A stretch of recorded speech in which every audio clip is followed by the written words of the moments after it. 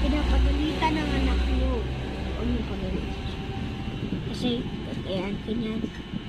Katulad ko sa mama ko, ginagaya ko siya. Sumasagot ako.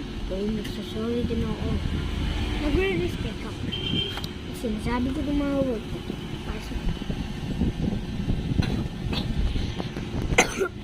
Gusto ko na maging baila. Bala. Maging totoo.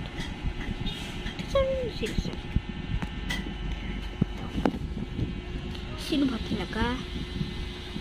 Tagayan ka na anak ko kapag pinapalo ka. Laki niyan. Tagayain yung ginagawa mo. Pinapaluan mo siya. Paluan din mo anak. Diba? Respect your mom. Ito. Para hindi kayo magaya.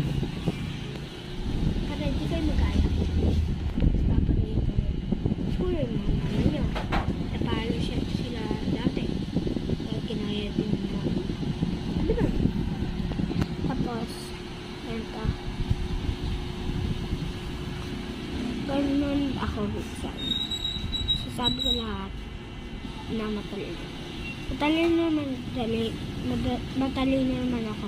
Kasi hindi tinuro sa akin ng mama. Kaya, yan.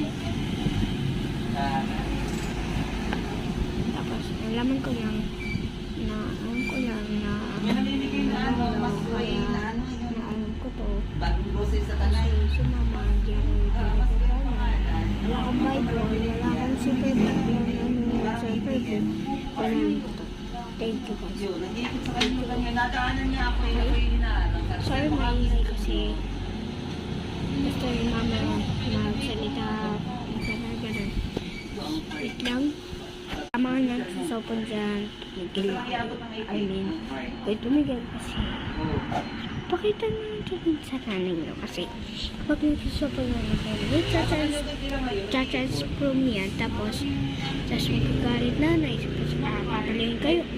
Sabihin nyo kaya ganito kayo kasi wala kayong kalolo kaya gusto nyo magsupon ganun.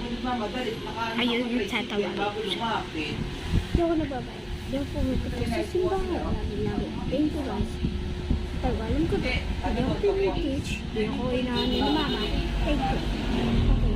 Pakita nyo natin sa mama nyo. Sabihin nyo.